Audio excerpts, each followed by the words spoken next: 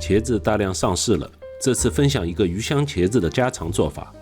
鱼香茄子对于我这种不太能吃辣的人来说，辣度刚刚好，茄子软糯微辣的口感，非常适合拌饭吃。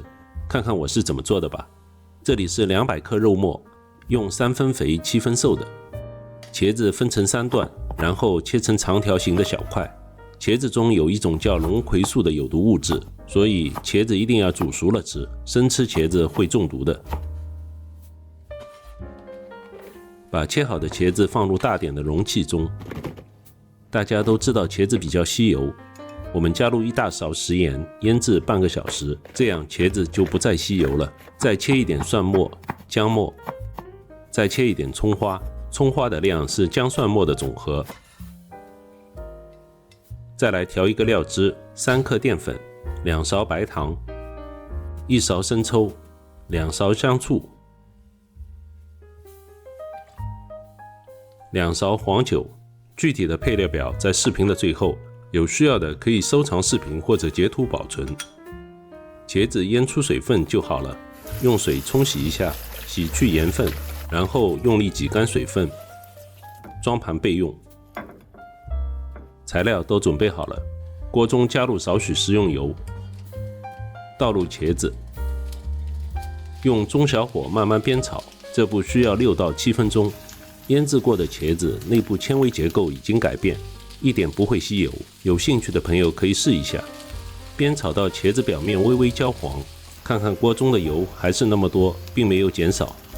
炒到茄子表面像这样微微起皱了，说明茄子已经软糯，先盛出备用。锅中加入肉末，把肉末滑散，炒出香味，加入一点食用油，加入姜蒜末，稍加翻炒，加入1勺郫县豆瓣酱，这种酱口味咸鲜，回味香甜，可以说是这道菜的灵魂。加入调好的酱汁，然后倒入茄子，再翻炒2到3分钟，让茄子入味。不会吃辣的豆瓣酱可以少放点。郫县豆瓣酱也是按发酵时间分好几个等级，家里吃的不多就买特级的，稍微贵点，但口味好很多。感觉有点干，我又加了1勺黄酒，加入葱花，再翻炒几下，淋上1勺熟油，增加点菜品光泽。等到每块茄子都包裹上鲜香的红油，就可以出锅了。总结一下，茄子经过之前腌制和耐心的煸炒，才会变得软糯，千万不要图快而加水烧煮。其次，豆瓣酱比较咸，用量要控制好，不要一次加太多。